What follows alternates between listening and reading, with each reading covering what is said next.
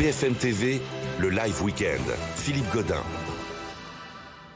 Mais l'actualité de cette mi-journée, je vous le disais, c'est ce bilan dramatique après un accident de la circulation en Slovénie. C'est un minibus qui transportait des enfants du Var qui a percuté un poids lourd. Un enfant et un conducteur ont été tués. On va vous donner les toutes dernières informations avec Fanny Wegscheider qui me rejoint. Fanny, que sait-on des victimes ? Alors pour l'instant, ce que l'on sait, c'est qu'il y a en effet 2 victimes, 2 morts après cet accident de minibus. Il y a un homme ressortissant français âgé de 40 ans, c'était le conducteur de ce minibus.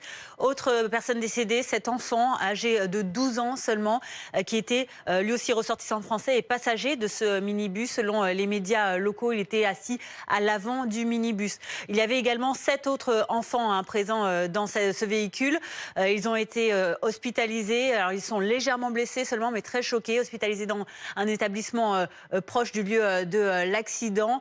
Tous les enfants faisaient partie d'un convoi de 2 minibus français venus du Var et qui étaient en déplacement pour un voyage sportif à l'étranger. Ils avaient entre 8 et 15 ans. Les rapatriements de ces enfants ainsi que de leurs accompagnateurs, ainsi que la prise en charge psychologique des familles est en cours. Et puis une cellule de crise a été ouverte par le ministère de l'Europe et des Affaires étrangères. Fanny, que sait-on des circonstances de l'accident ? Alors pour l'instant, on en sait encore assez peu, mais déjà en ce qui concerne le lieu de cet accident, regardez, donc je le disais, c'était en Slovénie que ça s'est passé. Après donc le départ de ces 2 minibus français, varois, partis donc d'Autriche, où ils jouaient vraisemblablement, selon les médias locaux, à un tournoi de football, donc en Autriche. Et sur le trajet en Slovénie, c'est dans cette ville côtière tout près de l'Italie que l'accident est survenu pour l'un de ces 2 minibus qui se dirigeaient donc vers leur point de retour en France, à Trans en Provence. C'est de là